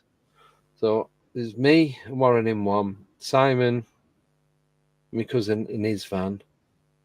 Oh, Sober had gone home. He had to go back. But so we sat. It's like about 2:30 in the morning, and Simon's got a van, so he's got like the old CB aerial. So it's like 6 foot to the top of his van. Then his aerial's another 8 foot. And I didn't. I was well away. But he was only part 4 or 5 foot away from where we was. We had the windows open about an inch, just to let the air free. This is middle of summer, so it was like about 22 degrees at that time. So the next day he was telling us that he heard a twang on the aerial. I don't know if it happened 2 or 3 times. He'll put it in the chat in a minute. And we thought it could have been a bird or an owl, like something flying into it and knocking it. Because if they was to something climb up, they'd have to climb up on the van, reach over and grab it and do it that way. So where we was parked, we had a good 4 foot behind us away from like the banking and the trees and that. But then it happened 3 times. So what he did, he climbed up on the van and worked out where it was. And you know the magnet on the bottom, for it to make that noise, it wasn't something twanging the aerial. It's something actually grabbing the magnet and trying to lift it off. Wow. So something was doing that with, but he said he didn't hear or see anything climbing up on the van. So this must have been something with like a 9 foot reach just to try and pull this thing off, or it was doing it from an aerial position. Wow. So I don't know if our old man's knocking around Cannock now. He's moved from Carmel. I had no idea, but there was definitely something doing that. Wow. Yeah. See, I didn't hear it. I was snoring and everything at that point. So, but he heard it, and then I think my cousin heard it as well. So, but they said it's just like you, and it like I don't know what you call them, makes that like whipping type noise. But he said you couldn't do it with that. You've got to actually lift the bass up. So. Yeah, so it could have been a 30-foot Chihuahua. You never know. It'd be creepy though. That would be creepy. Yeah. Yeah. But I'm kind of glad I didn't hear it because I don't think I'd have been driving home at that point. Yeah, and there's no marks on the cars or on his van. Like I said, because it was summer and it's like them roads are pretty dusty. So there's quite a bit of dust, and didn't notice anything, no fingerprints, no footprints, nothing like that. So I don't know what it was. But there's a few other bits and pieces that went on. We couldn't say, 100% it was this. You just get little things here and there, and it's like, it doesn't add up. It was more that than anything else. So, yeah, I just thought I'd add that in quickly. Yeah, that's interesting. Yeah. Right. So Ryan is asking, do you have a YouTube channel? Yeah and no. We do have a YouTube for the podcast, which basically, because it's more of an audio-only podcast, on Spotify and anywhere there's a podcast, but we do upload the audio to YouTube, which is just Pursuit of the Paranormal. Just Google, YouTube says Pursuit of the Paranormal Podcast, and it's just basically, there's no videos, it's just the audio basically of the podcast. So it is a YouTube, but it's not really. Yeah, it's not audio only. Kind of not do anything. It's just the audio version of the podcast on YouTube. Yeah, just somewhere else people can listen to it. Yeah, it's like with this. After this, I'll download the video, so I've got an hard copy of it. So if anyone decides they want to delete it, I've got it on the hard drive. But I also download the audio and re-upload it to go on podcast as well. Yeah. So then, which is kind of starting to. I've only been doing it since June, July. So there's not that many on there. It's only really like last 5-6 months. So hopefully it'll pick up. All right. Next question is from Ogety, or aka Elaine, and she is asking, Question for Ash: why do you think that people are being abducted? For what reason? That's a question, isn't it? I mean, I always go back to kind of probably the more popular theories of like testing, maybe seeing where we're up to in human evolution, that type of thing. I don't think it's for anything kind of nasty or ulterior kind of motives. Although some people do have kind of traumatic and are treated badly in experiences and stuff. I think on the whole, I think it is more of a scientific approach. I think if they were going to really kind of be like evil or whatever, I think we'd have a lot more of it if they had that kind of power. Because evil tends to kind of take over. When you sort of get a bit of power, I've been seeing throughout history that someone gets a bit of power and they go too far with it. Whereas I think with abductions and stuff, and similar to cattle mutilations and like cattle abductions and stuff, it's, from my personal opinion, is that it's more a science. I do believe it is happening. I believe it's for like more of a scientific approach than anything. Because most of the time, especially ones that we know of, they come back, they are put back. They're not like kept. Well, obviously, there's a lot of missing people and stuff where we don't know where they could have been took and kept. But a lot of the cases they do come back. A lot of times they don't remember what happened, so it's like they don't want to give us that torture, keep us their memories. You have like the missing time and stuff. So I think if they were like doing it for like evil reasons, they wouldn't kind of treat you well, kind of bring you back, try and make you forget it. I don't think that would be a part of it. If it was like evil. So that's my overriding opinion on abductions. Cheers for that. Next question carries on. Follows on from that. Do you want to read it out, Tom? Yeah. It's from Simon. How many abduction reports do you get in a year, Ash? We have never had any, sadly. All the reports we've had have been just general UFO type of reports. We had one landing case, which was the one in Bolton. Apart from that, I'd love to have something like that. Obviously, I don't want it to happen to that person, but for them to come to us with it. And then, but sadly, not sadly, you know what I mean? We've not had kind of that kind of high strangeness case yet. You never know what will come. The closest we've had is a landing case, like I said, in Bolton last year. Cool, thank you. So zero. Sorry? So zero reports a year. You've probably got hundreds coming in now. Bring it. Right. Next one is from Ryan again. He's asking, do you have any reports from the East Midlands area? I'm guessing you do. I'm just bringing Leicester. We'll say Leicester. Okay, the East Midlands is one of our kind of least reported areas. Right. Straight away, I was like, we don't get many from the East Midlands, and that's across the whole like Newfarm, Newfork, everywhere else. There's just not many. I think many reports because the East Midlands is very rural. There's a lot of countryside. Because I'm in Northampton.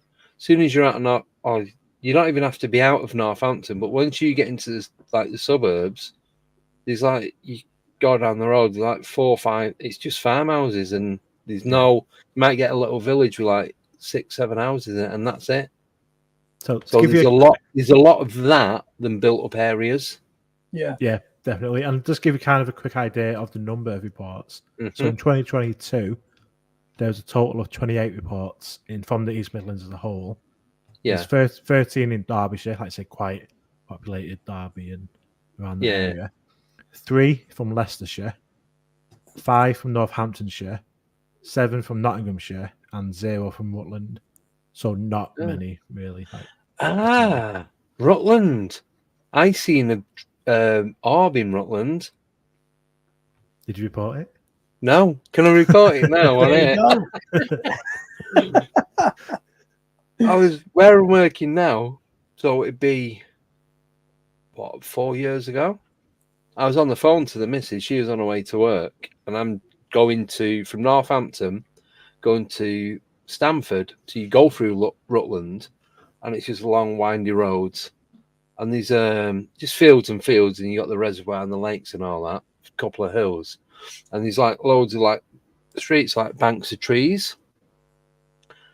And I said it was this time of year because there's no leaves on the trees, and I'd started working there like September, October. I know it was a couple of months after that. And I'm on the phone to the missus. I'm like, "What's that?" She goes, "Don't know, I'm not there." Right. So I'm looking. So I had a transit van, Joe. It's got the quarter light window. Then you've got the window that goes up, like your normal window. Then you've got your windscreen. So I'm thinking, oh, it's a reflection from the passenger side mirror, bouncing into one of the windows and then going up onto the windscreen. And I'm looking, and I'm just watching this orange light. It was the shape of a car headlight. Say, I always use a Cortina. It's the old style car headlight. It's like someone's got it on a stick, and they're moving it in between all the branches. It was moving really slow, but very fluid between all these branches. And I'm like, as I'm pulling level, it must be about 30 seconds a minute, because I could see it from quite a distance. So as I'm getting level, I thought, I'll just stick my head out the window. If I can't see it, then I know it's a reflection. So I stick my head out, and it's still there. Ooh. I'm like, oh, right, okay.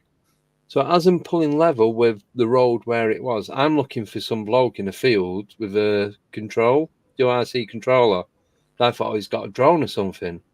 But this is like, 7:15, 8:45 in the morning, quite foggy, really cold. I thought, no one in the right mind would be out now flying a drone and being that precise movement of it, getting it through the branches without hitting anything.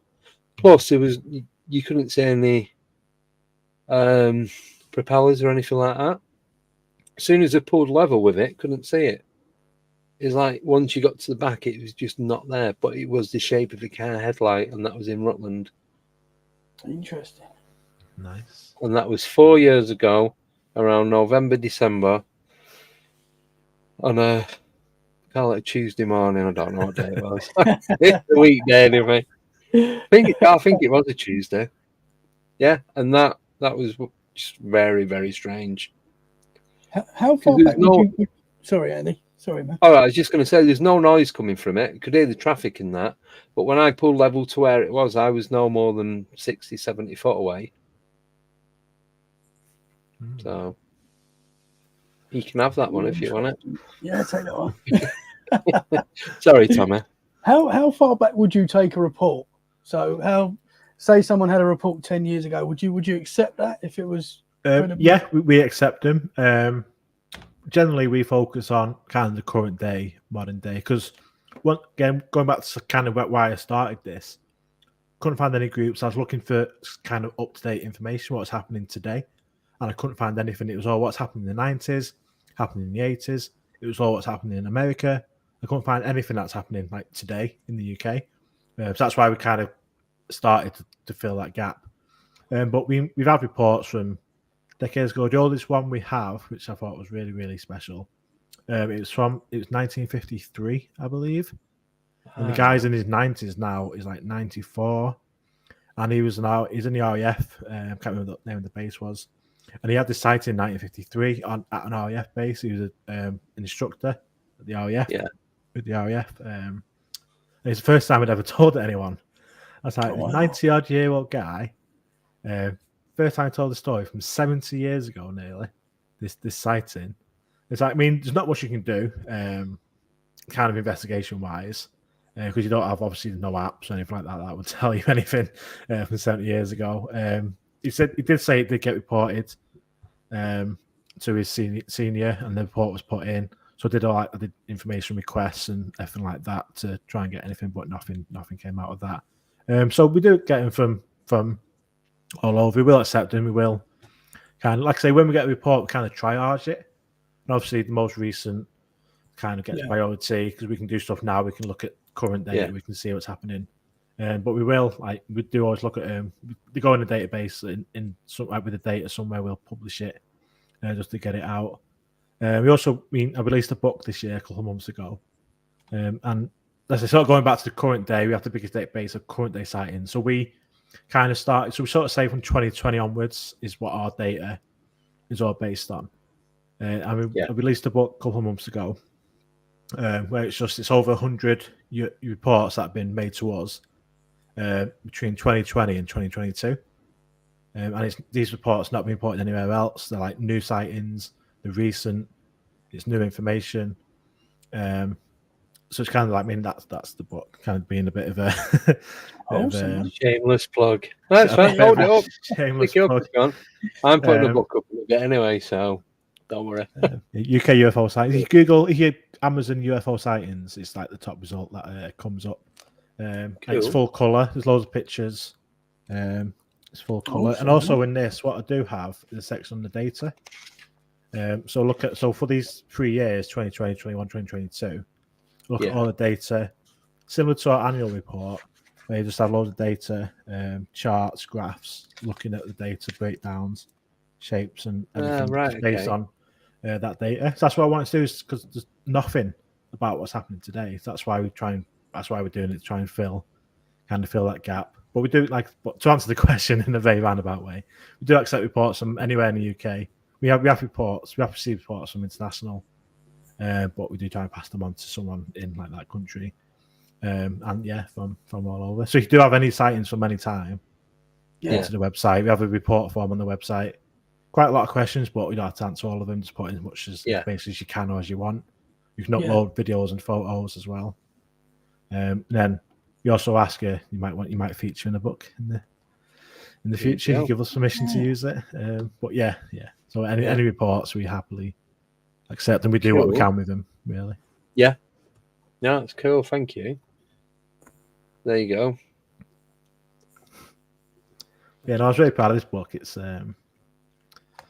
it's had a lot of good feedback as well. It's just I felt like we need to fill that gap a little bit, and I think the book does, and it's all new, it's all recent, it's all like fresh information stuff. I think it's a good reference book for anyone who's kind of interested in what's happening in the UK as well. And it's split into regions, so you can go to like Scotland or Southeast, Leicestershire. You can go and look at kind of reports on that area, split up by region and stuff as well. Ah, right, cool. So how many of you is there working on the database? Is it all of you, or just one or two? So the database itself is kind of just me. I'm quite anal about having it the way I want it. Because it's very, very complicated. It literally took us about 13 months to get the database online, because I just had this information, but I was using it just for me. I didn't have it published anywhere. I was kind of using the data. I was compiling all this data, and I was writing like monthly reports on like this was seen this month and this many UFOs in this town and stuff. People were like, where are you getting this information from? I was like, I've just got it on the computer. Like, oh, can we see it? It's like, I don't know how I can make you see it. So we took the decision to make it public. It took us a long time. Very costly. There is like a membership fee to view the database, which was a huge decision because I hate having to pay for stuff. I hate having like ads and stuff. It just doesn't sit well. And as soon as you put a price on something, people start coming out. Oh, you're making money, blah blah blah blah blah. Like we don't make a penny out of any of this. Like the hundreds of pounds, like hundreds it costs to have the website up. The membership. I mean, we have membership £2 a month to basically have access to the members area. We can see the database, and you have discounts on our events and stuff as well for £2 a month, and that doesn't even cover half of the actual running costs of UFO identified or the thing. But we couldn't have done it without basically doing it, because the increasing cost on getting a data set up onto the website published and people to help get it up there was just couldn't have done it otherwise. But I wanted to do it.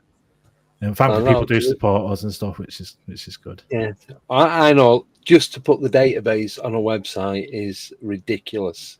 It's not like a one-off cost either. It's like it's a monthly cost. And like, we pay annual. Like renews in January. I'm just like, oh my god, that's coming up. And every year it's even more than the last year. So buy the book and help me pay for the website. Because when I updated the website and StreamYard, it didn't just go up a few quid; it literally doubled. And it's like, oh my god! You might like the domain name and stuff. It's also always 99p for the first year, but then when you're renewing it, it's like it's like 4 figures instead of 2 figures and stuff. It's like Yeah, it but goes you've up got and it. You up. have to pay it. You can't like. There's not really a way of not paying it. No. It's it's hard work. It It's all like costs, doesn't it? with the minicon, when we first did our first minicon, our first conference in 2021. Yeah. We only broke even on the day by selling tea and coffee for like 50p a cup, and we literally broke even by about £2. So we made like £2 profit just by selling tea and coffee. But I get loads of comments like, "Oh, making money out of your college. This like information should be free." It's like, yeah, but it's not free to hire venues, pay for guests to come and talk, travel expenses, everything. Like we literally broke it, and I'd wanted to give free tea and coffee and biscuits to everyone. And the girls who helped me run it were like, "You can't give everything for free. Like we can't just buy loads of milk and tea and coffee and sugar and cups. We don't have to charge for it." I was like, right, okay. But it's just the way it is. It'd be better if it was all free, but unfortunately, it's not. So yeah, that doesn't include the time we put into it, like the hours and hours and hours. It doesn't include. Well, that's it. It's hundreds of hours of background stuff and research and all that, and organisation. Yeah, and that's you're doing that for free because you're not getting paid for doing that, are you? No.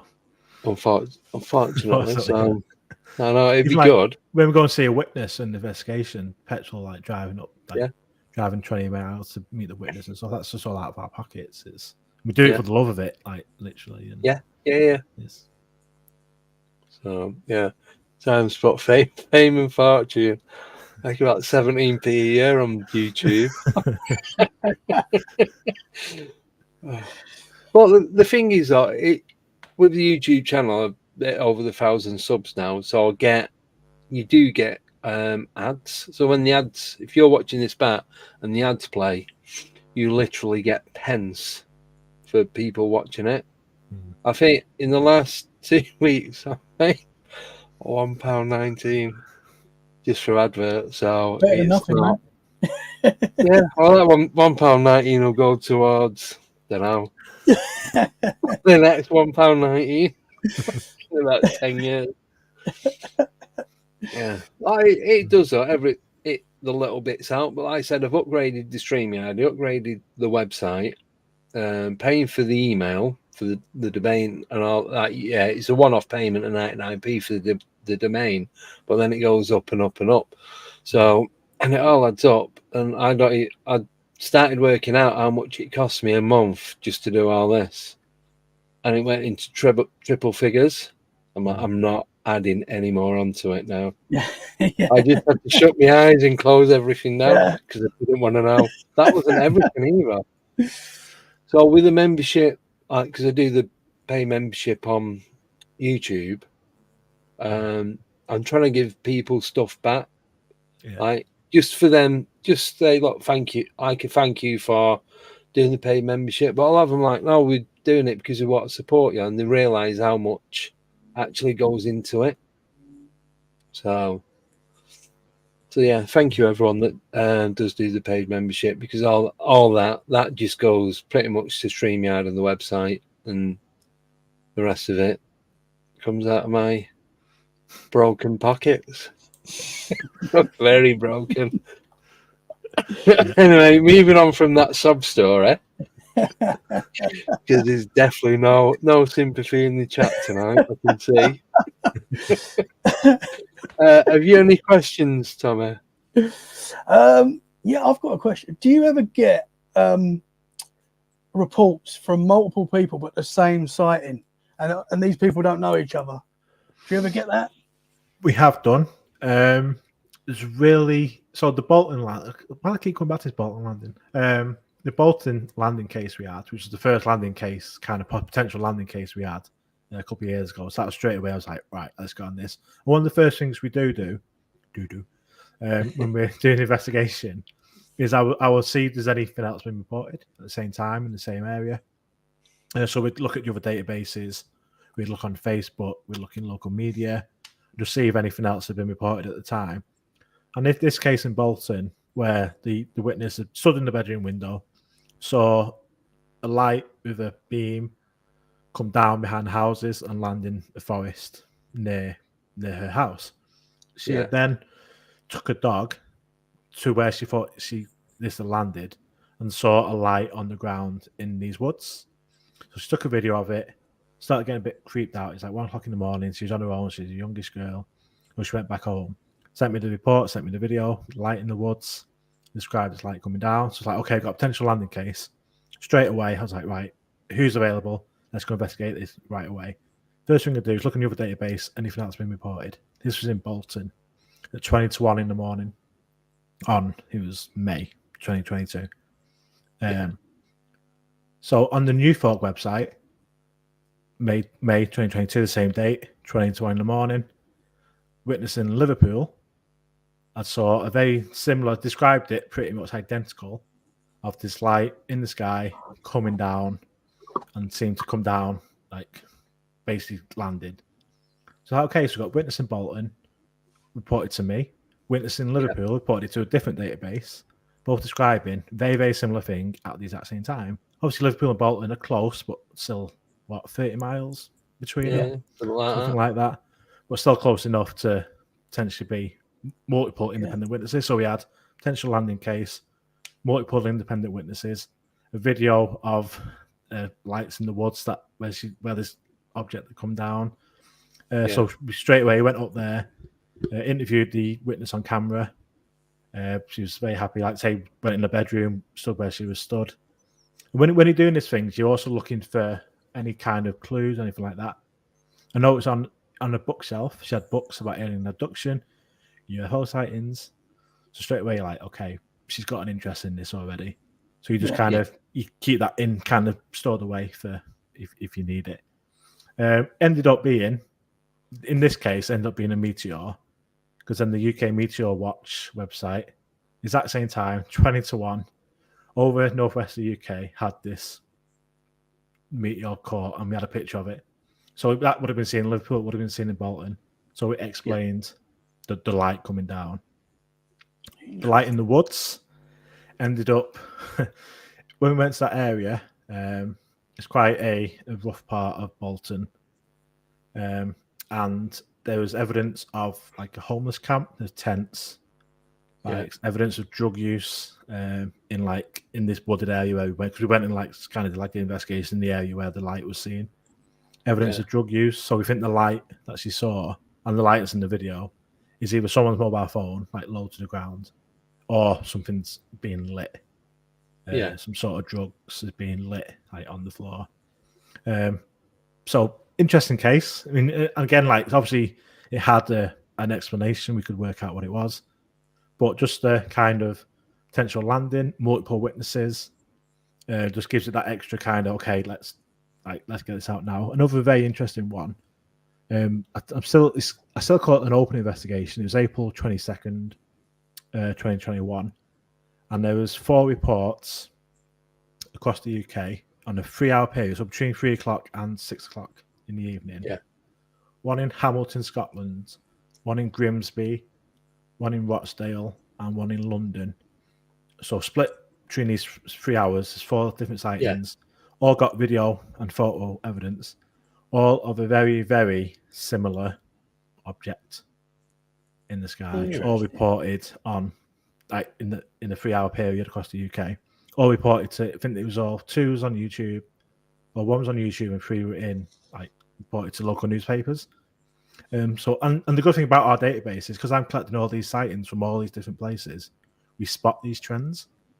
Whereas if you report a sighting to MUFON, and someone else reports a sighting to Newfork, and someone else reports to Birmingham UFO Group, they're in 3 different places, so they're not getting linked together. Whereas what we do is we get all these sightings and we put them in one central place. So we're spotting these trends happening.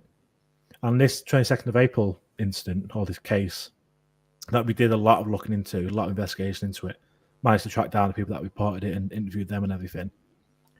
Without our database, if we didn't do that, these would never been kind of connected to each other. But we had we had 4 witnesses, 4 incidents, potentially the same object. Whoever did a lot of traveling in them 3 hours. And the very, very interesting thing about this one was they were all the investigation reports on the website. You can read the report. But the one in Grimsby, the witness said that he was there for about 20 minutes and there was a military plane in the area at the same time. It was like, okay, straight away, flight radar, let's have a look. And there was an AWACS plane, the kind of radar surveillance plane in the area. And when I followed the flight path, it took off from, I think it's Coningsby, I think it was. Oh, yeah, Coningsby. Flew up to the east coast of Scotland, around Edinburgh, Lothian Way. Come back down. As it got to Grimsby, this was about 10 minutes after the UFO object had been spotted. It started doing like a back and forth pattern over the exact area where this UFO had been spotted. And it was there for about 15 minutes, just like doing like a surveillance type of pattern, then headed back to Coningsby. So someone's put might be Wellington, not sure. It's one nearby to Grimsby anyway. So straight away I was like, okay, I want to find out the flight path. I want to find out if that was a predetermined flight path, whether it had been diverted during its like planned flight or whatever. So I had about half a dozen back and twos with the RAF freedom of information requests, and this was less than 30 days after the sightings had all been made, after this flight had took place, and they just kept coming back with, we don't have flight data for this flight. I was like, surely you must have flight data for an RAF flight. So I was like, okay, I don't want the data, don't give me data, but was the pattern, was the flight pattern a predetermined path, or did it alternate from that predetermined flight path? Was it postcode Scotland, then come back, and then it got diverted to this area? It's just very, very weird how at the time of that sighting, it then flew all the way to Scotland in a straight line, kind of pretty much, and then came back, got to Grimsby, and then started doing all this back and two, and then went back to back to the Air Force Base. But they were like, yeah, no, we don't have flight data for these. They are deleted. They are discarded, basically disposed of. And I had a contact in the RAF who's an RAF pilot. So I asked him, and I'd known him for a couple of years. He used to give quite a bit of information, all but what he was, who he said he was. And I asked him, like, would they delete this flight data and show, or even exercise data or anything, like, especially so soon to it happening? Like, it was less than 30 days ago. Yet they've got no data. They can, or not even denying they've got it, or saying we can't give you it. It was, we don't, this data was like destroyed. We don't have that flight data. And he was like, didn't reply. And it's ghosted me ever since. I was like, why wow, over this question. Get a nerve, man. So that's just a very interesting case for potentially, could be 4 different objects. It could be the same object. I don't know. It's just very vague. Can I ask you what the object was? It was white, mostly white, like a bean shape, like kind of like a kidney bean shape. All right, yeah. So when I first saw it, I thought it was like a balloon, mylar balloon potentially. But then when he put the witness descriptions with it and with the videos, and I mean the reports on the website, and like I've spoken to people from like balloon groups, and I spoke like heart tube balloons, all these different places to find out, like, do you think it's this? Would it act like this? Would it look like this? And it's like, no, it wouldn't be like that. And it's just, very, very unusual case. But again, it's highlights how important getting all the data together in one place so that you can spot these things. Because when I first started, obviously there's loads of groups throughout the UK, loads of different UFO groups. I reached out to all of them, well, to a lot of them, saying, I'm doing this. Do you want to link up together? If I get a sighting in like London, I can give it to a London group. We can work together. We can share our data, try and work together, build a database. And so many groups and people are just like, no, like, it's my data. Like, I don't want to share it with anyone. It's like, why? It's just why? Like, what are you doing with it? We don't do anything with it. Do you publish it? Do you investigate it? No, it's just ours. It's ours. We don't want to give it to anyone else. It's like, why? What are you doing? I don't get that. It's just been so frustrating. So it's like the paranormal world is like that in general with everything, isn't it? Like Bigfoot, like, there seems to be divides in groups and stuff. That's something else altogether. Yeah, I don't get it, man. Because we should all be on the same side, trying to work out exactly what this stuff is. I was very disheartened by a lot of kind of responses. I got, that's what, F you all. I'm gonna do it ourselves. And I mean that's what we're doing now. We're in a period of expansion back end of this year, because like we are based in the Northwest and we get reports from all over, I feel like we're doing a bit of a disservice to reports that come in. I want to be able to, someone reports something in the Southwest, we can investigate it properly and have an investigator down there that we can give that report to. So in the period of expansion, where in January we've got 2 people on board from different parts of the country, they're going to be like satellite hubs of like UFO identified like mini areas. And so they're like basically the investigator for that area, similar to MUFON where they have their kind of chapters and areas. And we get a report of that area, we'll give it to that person. They can build their own team and go out investigate sightings, start their own meetings. And we have a big plan where we want to develop have a nationwide network of investigators and communities and meetings and stuff going on. And we're at the very, very early stages of this. Literally, we've got 2 coming on board back end of this year. That'll be kind of official from January. And there's a few more I'm talking to for other parts of the UK. But we have a 5-year plan basically to expand across the UK and just have this national network of investigators. Cool. So yeah, watch this space. Watch this space. Yeah. Awesome.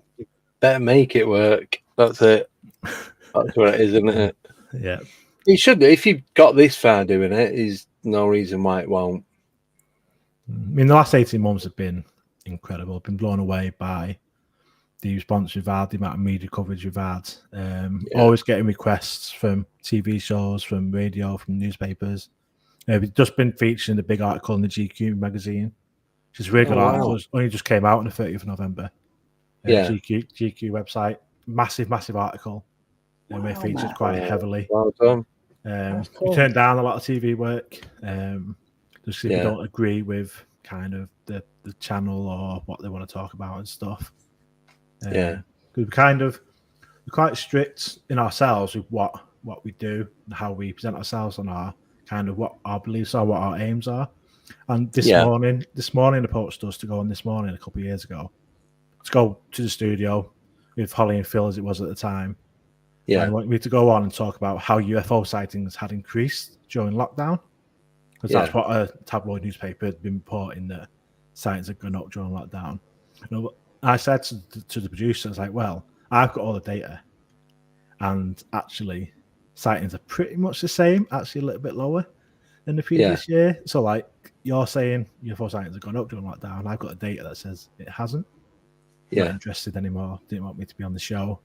So I thought myself, let's see who they get on to go it. I won't say the person's name or whatever, but when I watched the feature, I had this person on, he's like, UFO sightings went up during lockdown. I was just like, show me the data. Where have you got this from? Or you just get yourself on TV for 5 minutes to think. But we did that a lot, where we turned down like potentially millions of people seeing our brand. Seeing our work, just because I didn't want to go on and you're going to be lying, aren't you? Yeah, pretty much. I respect that, man. You're staying true to what you believe, and I respect that. 100%, definitely. There's been some tough decisions we've made, but we like I say, we make that decision, we stick by it, and it's we won't ever just say stuff just to get our name out there. Like say, not many people really know about us that much, just because we're not like a Twitter ego. We're not always putting ourselves out there or clickbaiting stuff or anything. We just do the work. This is our reports. This is our research. This is our database. This is the data. Right. This is what I think is important, not how many clicks I get on or how many followers on Twitter. So we just sort of stay away from social media side of it. Too much of a for me. Yeah. Cool. I like that. I really do like that. Yeah, for sure. Yeah. Might be to our detriment, like I say, potentially millions of.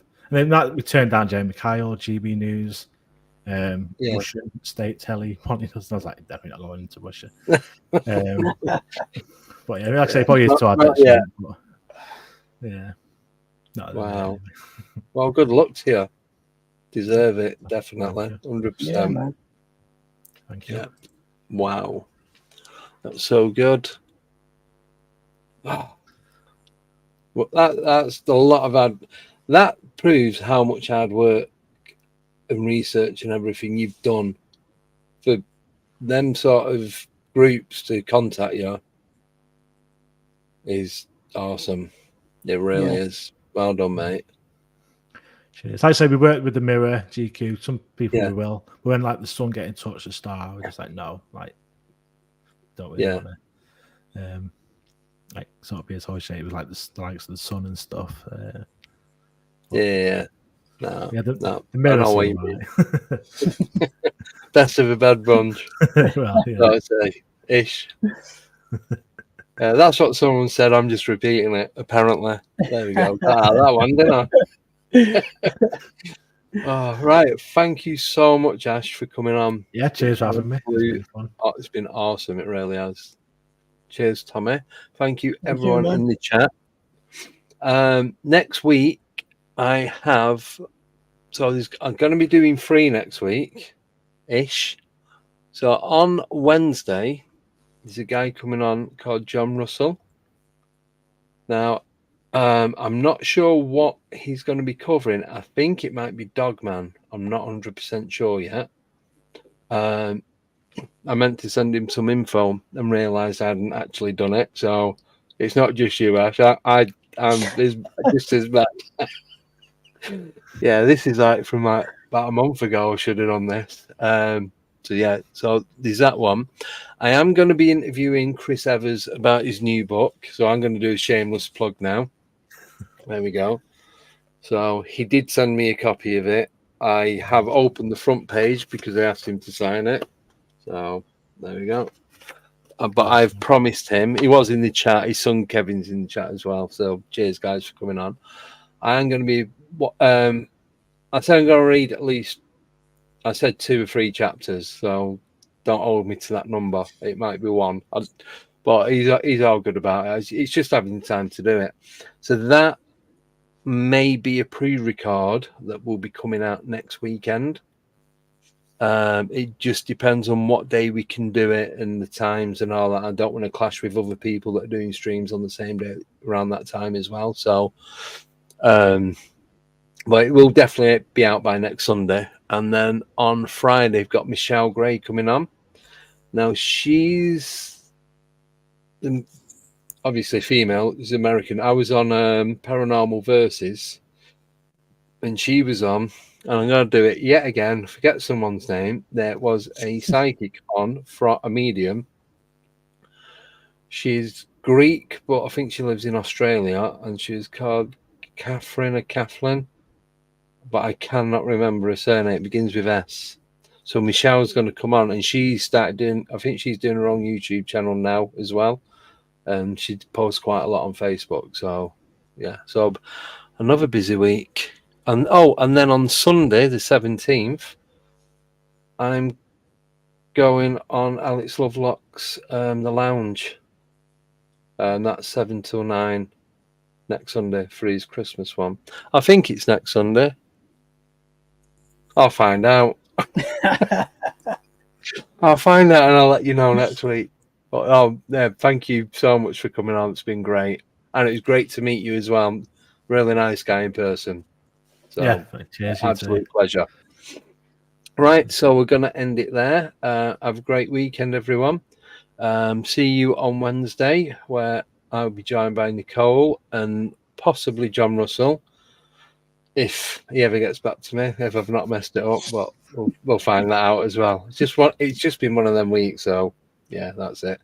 Right, great weekend, everyone. Thanks again, guys. Thank you to everyone that listens on podcast. Speak to you all soon, and take care and goodbye. Nice one. Have a great evening. Cheers. Bye-bye.